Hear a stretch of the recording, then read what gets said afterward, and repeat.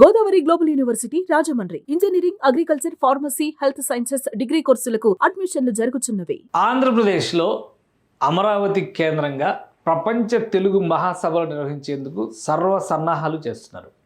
3 రాష్ట్రాల ముఖ్యమంత్రులు ఈ సమావేశాలకి హాజరయ్యే విధంగా ఒక ప్రతిష్టాత్మకమైనటువంటి ప్రణాళికతో కనీసం 1,00,000 మంది యువత కళా సాంస్కృతిక కార్యక్రమాలతో ఇందులో భాగస్వాములు అయ్యే విధంగా 1000 మంది కవులు, తెలుగు కవులు ఈ కార్యక్రమాల్లో పాల్గొనే విధంగా, అలానే కనీసం 25 వరకు ఎగ్జిబిషన్స్ తెలుగు సంస్కృతి, చరిత్ర, రచన వైభవాన్ని ప్రతిబింబించేటువంటి వేడుకని నిర్వహించేందుకు ప్రణాళికల్ని సిద్ధం చేస్తున్నారు. ఇంకా క్లియర్గా స్పష్టంగా చెప్పాలంటే తెలుగు ప్రజల తెలుగు సాహితీ వైభవ కుంభమేళాగా ఈ కార్యక్రమాన్ని నిర్వహించేందుకు ఆంధ్ర సారస్వత పరిషత్ ప్రణాళికల్ని సిద్ధం చేస్తోంది. దీనివల్ల కలిగేటువంటి ప్రయోజనం ఏంటంటే రాష్ట్రంలో మరీ ముఖ్యంగా ఆంధ్రప్రదేశ్లో తెలుగు భాషకి, తెలుగు సంస్కృతికి, తెలుగు వారసత్వానికి ఇచ్చేటువంటి ప్రధానమైనటువంటి అంశాలన్నింటినీ కూడా ఇందులో పొందుపరిచేలాగా ఈ సారస్వత పరిషత్ ఈ కార్యక్రమాన్ని ప్రణాళికాబద్ధంగా చేస్తుంది. ఇది 3వ అంతర్జాతీయ తెలుగు మహాసభలు అంటే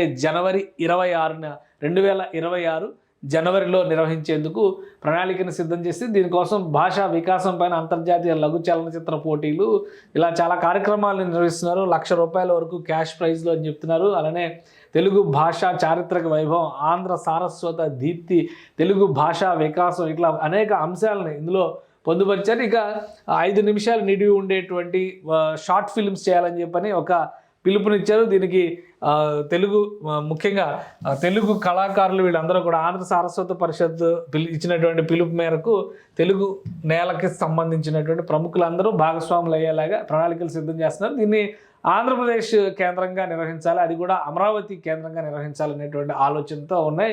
సో ఈ ఆంధ్ర సారస్వత పరిషత్ని ఆల్రెడీ హైదరాబాద్ కేంద్రంగా గతంలో పనిచేసేది, 2 రాష్ట్రాలు విడిపోయిన తర్వాత తెలంగాణ సారస్వత పరిషత్ అని చెప్పని తెలంగాణలో పనిచేస్తుంది. ఇప్పుడు ఆంధ్రప్రదేశ్లో ఆంధ్ర సారస్వత పరిషత్ యాక్టివిటీస్ని విస్తరిస్తుంది. Andhra Saraswata Parishat development of Telugu language, publication of Telugu literature, ఇట్లా తెలుగు భాష ప్రోత్సాహకం అనేటువంటి అంశాన్ని దృష్టిలో పెట్టుకుని వివిధ సాంస్కృతిక కార్యక్రమాలు, వివిధ కళాకృతులకు సంబంధించినటువంటి కార్యక్రమాలు నిర్వహిస్తున్నారు. కనీసం 1000 మంది కవులను వేదికగా చేయాలనేటువంటి ఆలోచన ఒకటి, అలానే 1,00,000 మంది యువతతో ఇక్కడ సాంస్కృతిక కార్యక్రమాల్లో పాల్గొనే 1,00,000 మంది యువత పాల్గొనేలాగా ఒక ప్రణాళికని సిద్ధం చేస్తున్నారు. సో జనవరి నెల 2026లో తెలుగు సాహితీ వైభవానికి కేంద్రంగా అమరావతి మారేటువంటి అవకాశం ఉంటుంది. ప్రభుత్వ పక్షాన దీనికి లభించేటువంటి ప్రోత్సాహం ఏంటి? ఇది ఆంధ్ర సారస్వత పరిషత్తే స్వయంగా నిర్వహిస్తుందా? ఇక దానాల గురించి, వాటి గురించి అంటే డొనేషన్స్ గురించి కూడా ప్రయత్నాలు జరుగుతున్నాయి. సో ఇది ఏ స్థాయిలో జరుగుతుందనేది చూడాలి. ఇది 3వది ఆంధ్ర సారస్వత పరిషత్ నిర్వహిస్తున్నటువంటి 3వ ప్రపంచ తెలుగు వేడుకగా వాళ్ళు క్లెయిమ్ చేస్తున్నారు. సో అది అమరావతి కేంద్రంగా జరగడం అనేది ఇప్పుడున్నటువంటి రాజకీయ పరిణామాలు, కూటమి ప్రభుత్వం వచ్చిన తర్వాత అమరావతిలో జరుగుతున్నటువంటి అభివృద్ధి, వీటన్నిటి నేపథ్యంలో అమరావతిని షోకేస్ చేయడానికి ఇది ఒక అద్భుత వేదికగా మారుతుందని చెప్పి ఆంధ్ర సారస్వత పరిషత్ నిర్వాహకులు చెబుతున్నారు. సుమన్ టీవీలో మీ పర్సనల్ అండ్ బిజినెస్ ప్రమోషన్స్ కోసం కింది నెంబర్కి కాంటాక్ట్ చేయండి.